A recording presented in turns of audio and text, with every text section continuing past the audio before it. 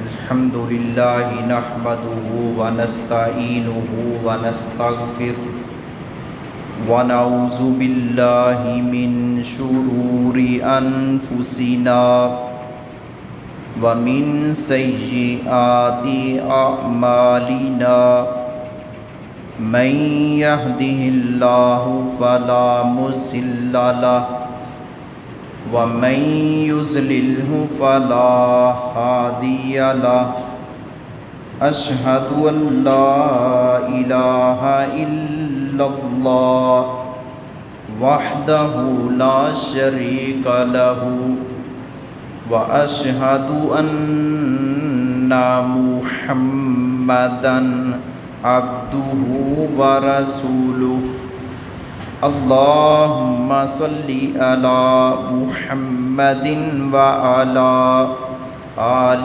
محمد كما صليت على إبراهيم وعلى آل إبراهيم إنك حميد مجيد اللهم بارك على محمد وعلى آل محمد كما باركت على إبراهيم وعلى آل إبراهيم إنك حميد مجيد أما بعد فإن أحسن الحديث كتاب الله وخير الهدي هدي محمد صلى الله عليه وسلم وشر الأمور محدثاتها وكل محدثة بدعة وكل بدعة ضلالة وكل ضلالة في النار ربی اشرح لی صدری ویسر لی امری واحلل عقدۃ من لسانی یفقہوا قولی ربی زدنی علما اعوذ باللہ من الشیطان الرجیم بسم اللہ الرحمن الرحیم انما يريد الله ليذهب عنكم الرجس اهل البيت ويطهركم تطهيرا وقال النبي صلى الله عليه وسلم اكرموا اصحابي وقال النبي صلى الله عليه وسلم فی مقام آخر الحسن والحسین سیدا شباب اہل الجنہ۔ حضرات گرامی، اللہ رب العزت کی حمد و ثنا کے بعد درود و سلام ہوں میرے اور آپ کے محبوب پیغمبر رحمت کائنات سید الاولین تاجدار حرمین خاتم النبیین رہبر کامل رہبر شریعت امام اعظم حضرت محمد مصطفیٰ صلی اللہ علیہ وآلہ وسلم کی ذات گرامی پر جو ہمارے لیے اسوہ حسنہ بن کر تشریف لائے، جن کا آنا پوری انسانیت کے لیے، اپنوں کے لیے، بیگانوں کے لیے اور تمام مخلوقات کے لیے رحمت ٹھہرا۔ یہ اسلامی سال کا پہلا مہینہ ہے، 1444 ہجری کا آغاز ہو چکا ہے اور آج محرم الحرام کی 6 تاریخ ہے۔ اس مہینے میں بہت سارے شہداء کی شہادتیں ہیں، تاریخ اسلام نے ان کا تذکرہ کیا ہے۔ یکم محرم حضرت عمر فاروق کی شہادت کا دن ہے اور 10 محرم حضرت حسین رضی اللہ تعالی عنہ کی شہادت کا دن ہے۔ 61 ہجری 10 محرم الحرام کربلا کے میدان میں شہید ہوئے، اور بھی ان کے قریبی اور ان کی آل اولاد جن کو اذیتوں سے دوچار کیا گیا۔ سب سے پہلے ہم اس بات کا اعلان کرتے ہیں، اور ہمیشہ ہمارا طرز عمل رہا ہے اعتدال کی راہ اختیار کرنا اور اعتدال کا راستہ اپنانا۔ وہ یہی مقدس ہستیاں ہیں جنہوں نے اعتدال کا راستہ اپنایا اور اس پر چلنے کا حکم دیا، اور پیارے نبی صلی اللہ علیہ وسلم نے بھی ان کو جنت کی ضمانت عطا فرمائی، اور قرآن کریم میں عرش والے رب عظیم نے ان کے ایمان کو ہمارے لیے معیار قرار دیا ہے۔ فَإِنْ آمَنُوا بِمِثْلِ مَا آمَنْتُمْ بِهِ فَقَدِ اهْتَدَوْا۔ میں ان دو ہستیوں کا، حضرت حسن اور حضرت حسین رضی اللہ تعالیٰ عنہما ان کا بالخصوص، اور اہل بیت کا، دیگر اہل بیت کا بالعموم تذکرہ کرنا چاہتا ہوں۔ حضرت حسن رضی اللہ تعالیٰ عنہ نبی اکرم صلی اللہ علیہ وسلم کے بڑے نواسے تھے۔ سیدہ فاطمہ الزہرا، سیدہ خاتون جنت رضی اللہ تعالیٰ عنہا کے بطن سے تھے، اور حضرت حسین رضی اللہ تعالیٰ عنہ ان سے 1 سال چھوٹے تھے۔ حضرت حسن رضی اللہ تعالیٰ عنہ پیارے نبی صلی اللہ علیہ وسلم محبت سے فرمایا کرتے تھے کہ یہ میرا بیٹا سردار ہے، اور نبی اکرم صلی اللہ علیہ وسلم کی شکل سے ان کی شکل ملتی جلتی تھی۔ لم یکن احد اشبہ بالنبی من الحسن ابن علی رضی اللہ عنہ۔ صحابہ کرام فرماتے ہیں ہم نے حضرت حسن سے بڑھ کر پیارے نبی کا مشابہ اور آپ سے ملتی جلتی شکل کسی اور کی نہ پائی۔ حضرت حسن وہ ہیں رضی اللہ تعالی عنہ کہ جن کی اولاد میں سے اللہ رب العزت نے جن کو 12 بیٹے اور 5 بیٹیاں عطا فرمائیں، اور حضرت حسن مدینہ طیبہ میں پیدا ہوئے اور مدینہ منورہ کے بقیع کے قبرستان میں ہی دفن ہوئے۔ حضرت حسن رضی اللہ تعالیٰ عنہ بھی شہید ہیں، صرف حضرت حسین شہید نہیں، حضرت حسن بھی شہید ہیں، اور ان کا نام بھی شہداء کی صف میں آتا ہے، شہداء کی اولین فہرست میں آتا ہے۔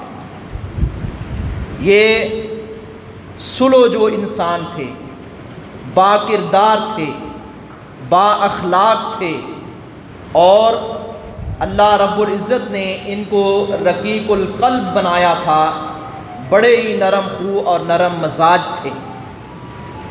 جب نبی اکرم صلی اللہ علیہ وآلہ وسلم تشریف لائے حضرت حسن کی ولادت کے موقع پر، اور اسی طرح حضرت حسین کی ولادت کے موقع پر، پیارے نبی صلی اللہ علیہ وسلم نے حضرت حسن کو گڈی دی ہے، ہماری زبان میں جسے گڑتی کہتے ہیں، کھجور چبا کر نبی اکرم صلی اللہ علیہ وسلم نے اپنے لعاب دہن کے ساتھ حضرت حسن کے منہ میں رکھی ہے۔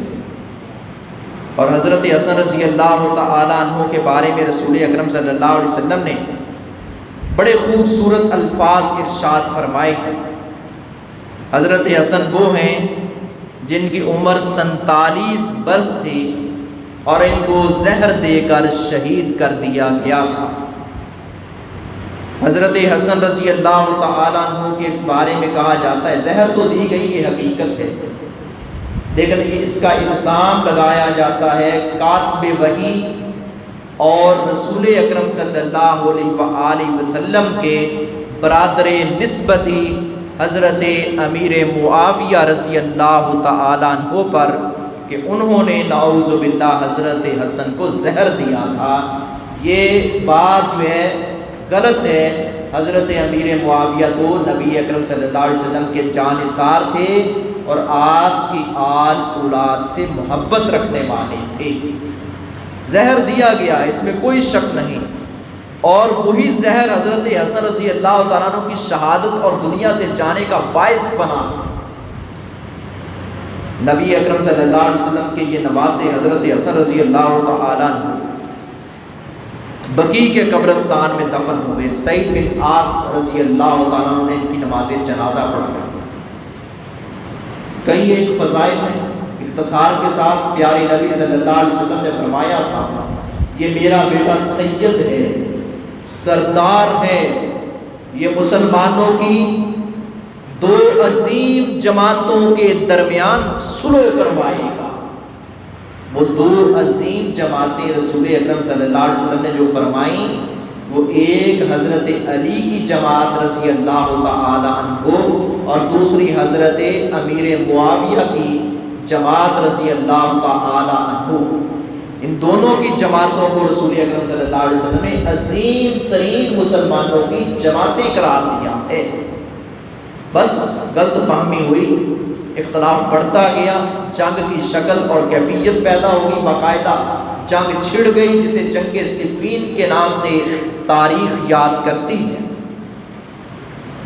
اور حضرت علی رضی اللہ تعالیٰ عنہ سے پوچھا گیا تھا کہ مقتولین صفین کے بارے میں حضرت علی نے فرمایا تھا، قتلانا و قتلاہم فی الجنہ، کہ ہمارے مقتول اور امیر معاویہ کی جماعت کے مقتول جنتی ہیں رضی اللہ تعالیٰ۔ یہ کون فرما رہے ہیں؟ حضرت علی رضی اللہ تعالیٰ۔ پیارے نبی نے فرمایا، یہ میرا بیٹا سردار حسن مسلمانوں کی دو عظیم جماعتوں کے درمیان صلح کروائے گا۔ آج حضرت حسین کا تو تذکرہ کیا جاتا ہے مگر حضرت حسن کا نام نہیں یہ لوگ لیتے۔ کیوں؟ اس لیے کیا یہ جرم تھا کہ انہوں نے امیر معاویہ کے ساتھ صلح کی تھی؟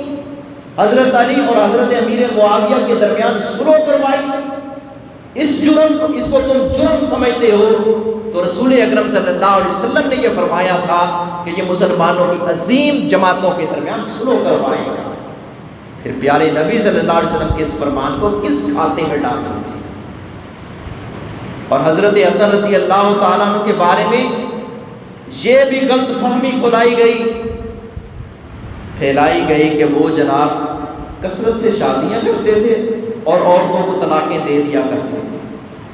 یہ روایت سند کے اعتبار سے ناقابل اعتبار ہے، کمزور ترین روایت ہے، اور ہم غور بھی کریں کہ جو مسلمانوں کی عظیم جماعتوں کے درمیان صلح کروانے والا شخص ہو اور پیارے نبی کا تربیت یافتہ ہو اور پیارے نبی کا نواسا ہو، کیا وہ ایسے کر سکتا ہے کہ کثرت کے ساتھ شادیاں کرے اور بلا وجہ طلاق دیتا چلا جائے؟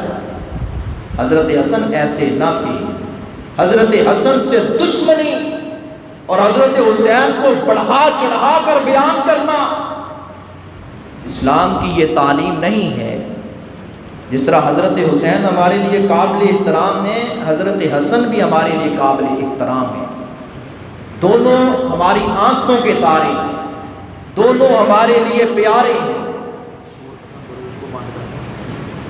نبی اکرم صلی اللہ علیہ وسلم نے ان دو نواسوں کی عصمت بیان فرمائی ہے۔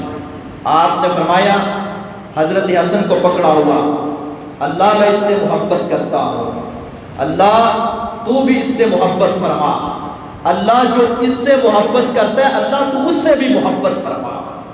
اس کے بارے میں یہ الفاظ ارشاد فرمائے حضرت حسن رضی اللہ تعالیٰ عنہ کے بارے میں۔ اور اسی طرح حضرت حسین رضی اللہ تعالیٰ عنہ کا اگر تذکرہ کیا جائے کہ نبی اکرم صلی اللہ علیہ وسلم نے فرمایا یہ حضرت حسن سے 1 سال چھوٹے تھے اور کربلا کے میدان میں ان کو بے دردی سے شہید کر دیا گیا، داڑھ الگ اور سر الگ۔ بعض مورخین نے یہ لکھا ہے کہ ان کا جو ہے وہ نیچے والا داڑھ سر کے علاوہ وہ تو عراق میں کربلا کے میدان کے قریب یا وہاں ہی جو ان کا مزار ہے، جو ان کی قبر مبارک ہے، وہاں دفن کیا گیا۔ سر مبارک جو ہے ابن زیاد نے جو ظلم کیا تھا اور ظلم کی اور بربریت کی مثال اس نے قائم کر دی تھی، انتہا کر دی تھی، اور سر کسی اور جگہ دفن ہوا۔ بعض نے کہا کہ نہیں، اس کو ایک ہی جگہ پر یکجا کر کے دفن کر دیا گیا۔ حضرت حسین رضی اللہ تعالیٰ عنہ کو بے دردی سے شہید کر دیا گیا، ان پر ظلم و ستم کے پہاڑ ڈھائے گئے۔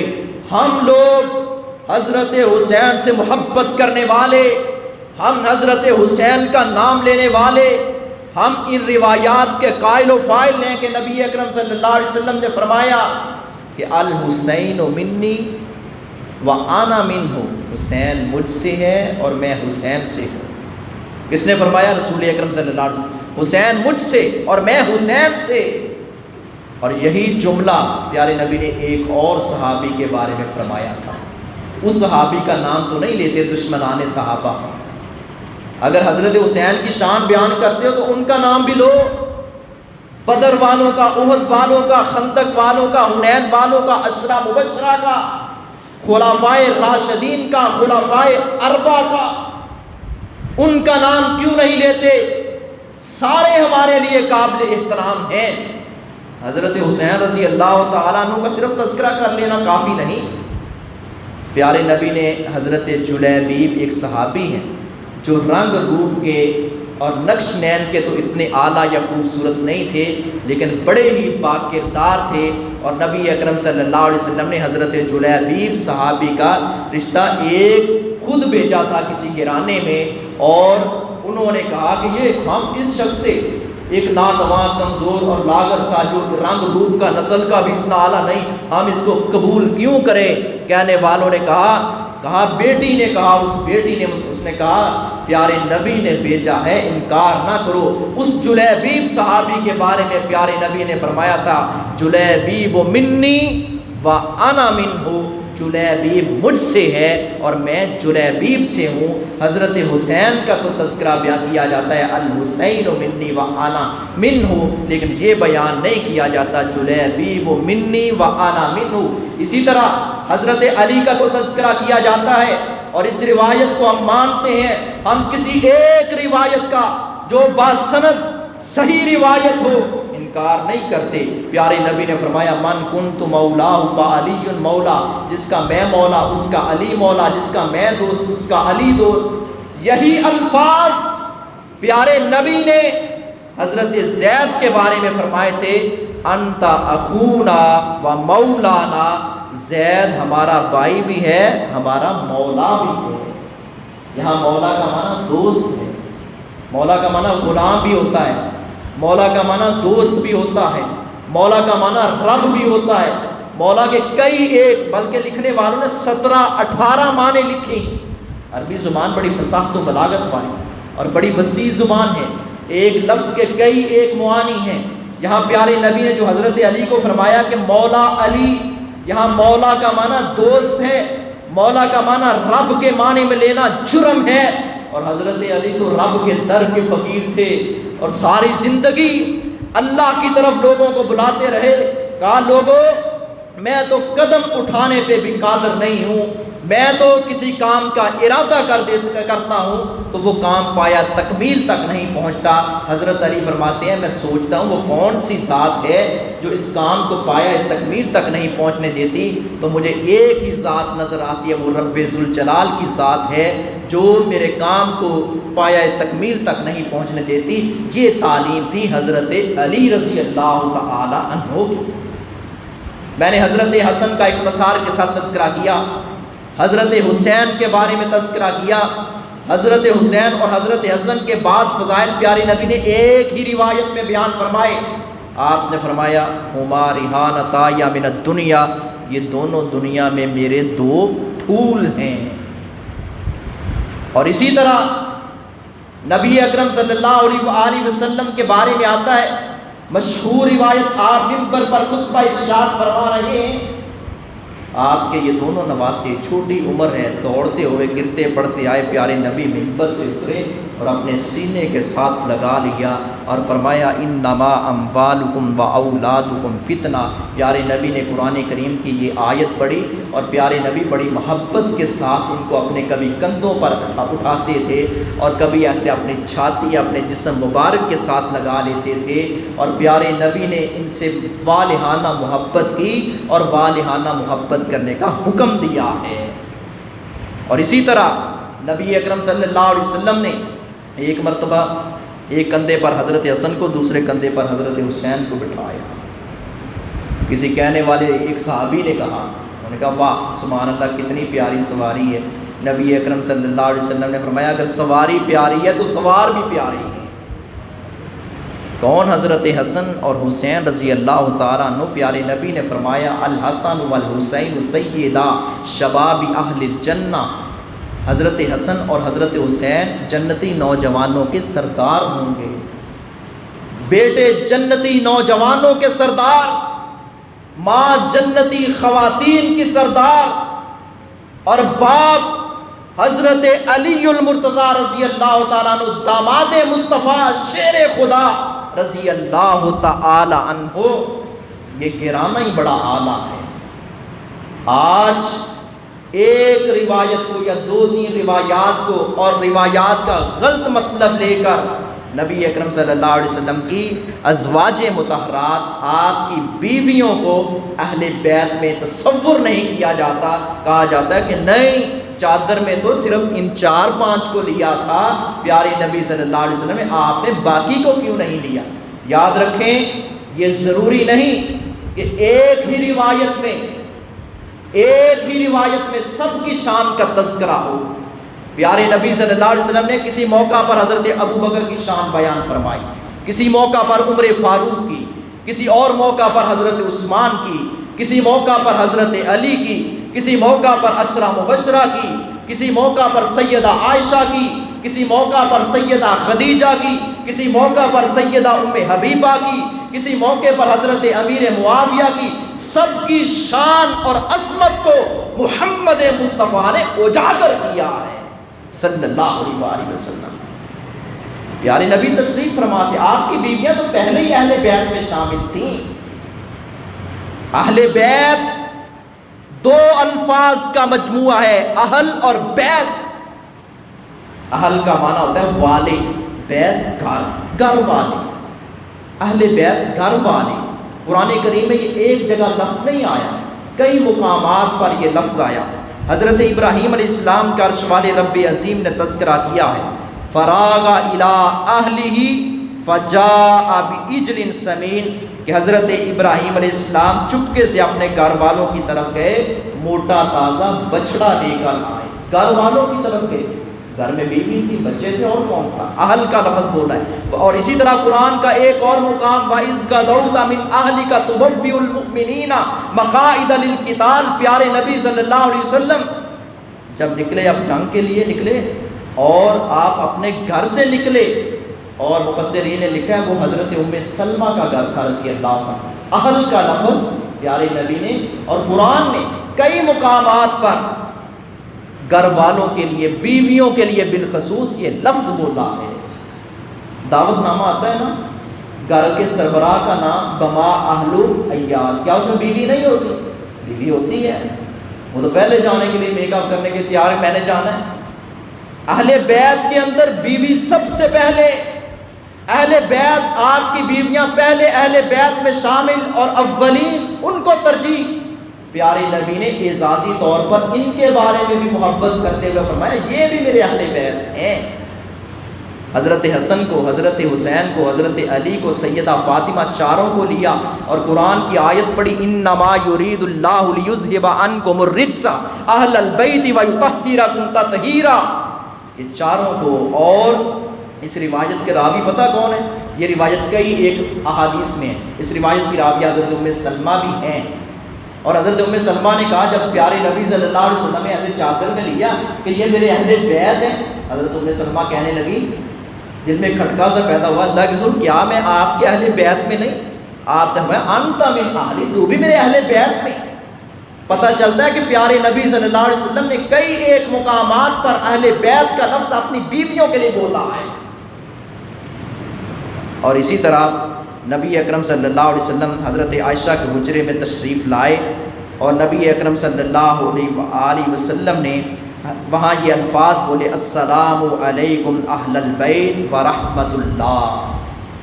ہے گھر والوں، حضرت عائشہ کے گھر میں پیارے نبی اپنے حجرے میں حضرت عائشہ کے حجرے میں داخل ہو رہے ہیں اور حضرت عائشہ سے مخاطب ہو کر فرماتے ہیں السلام علیکم اہل البیت. دلائل کی طرف جائیں، کئی ایک دلائل ہیں کہ اہل بیت کا لفظ یہ صادق آتا ہے پہلے نمبر پر آپ کی بیویوں پر، امہات المؤمنین پر رضوان اللہ علیہم اجمعین. اس کا مطلب یہ تو نہیں کہ ہم حضرت حسن کو اہل بیت میں تصور نہیں کرتے. ہم کہتے ہیں جو حضرت حسن کو اہل بیت میں نہیں مانتا، حضرت حسین کو، حضرت علی کو، سیدہ فاطمہ کو، ہم اسے مسلمان نہیں مانتے. تم بھی اعلان کرو، جو سیدہ خدیجہ کو اہل بیت میں نہیں مانتا ہم اس کو مسلمان نہیں مانتے. جو سیدہ عائشہ کو، سیدہ ام حبیبہ کو، سیدہ جویریہ کو، سیدہ زینب بنت جحش کو، زینب بنت خزیمہ کو، اور اسی طرح پیارے نبی کی دیگر ازواج مطہرات کو اہل بیت میں تصور نہیں کرتا، تسلیم نہیں کرتا، نہیں مانتا، ہم اس کو مسلمان ماننے کے لیے تیار نہیں ہیں. اور ہم وہ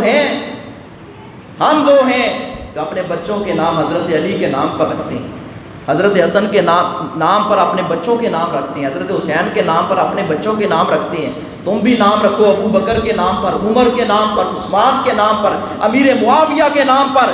ثابت یہ ہوا ہم اعتدال والے لوگ ہیں، اہل السنہ، اہل الحدیث.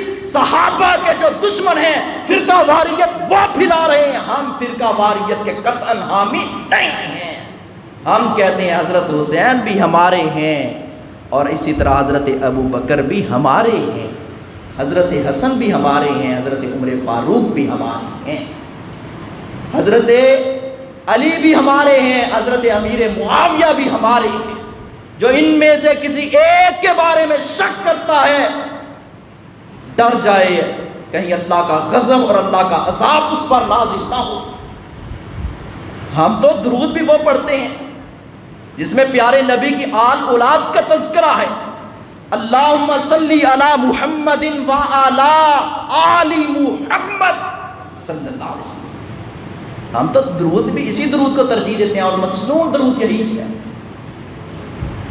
اور اسی طرح ہماری نماز اتنی دیر تک مکمل نہیں ہوتی جب تک ہم صحابہ کرام اور اہل بیت اعظام کی عظمت کو سلام نہیں پیش کرتے، خراج تحسین نہیں پیش کرتے. السلام علینا وعلی عباد اللہ الصالحین، کہ اللہ کے بندوں پر سلامتی ہو، اللہ کے نیک بندوں پر اللہ کی رحمتیں نازل ہوں. اور ہمارا ایمان ہے یہ قیامت تک نیک بندے آتے رہیں گے، لیکن اس کے سب سے اولین مخاطب وہ پیارے نبی کی بیویاں، آپ کے نواسے، آپ کی آل اولاد اور آپ کے اہل بیت ہیں. اور ہم تو دعا کرتے ہیں اور اسی پر خاتمہ اپنا چاہتے ہیں، اسی پر موت چاہتے ہیں. صراط الذین انعمت علیہم، اللہ تو ان لوگوں کے راستے پر چلا جن پر تو نے اپنا انعام کیا ہے. وہ کون ہیں؟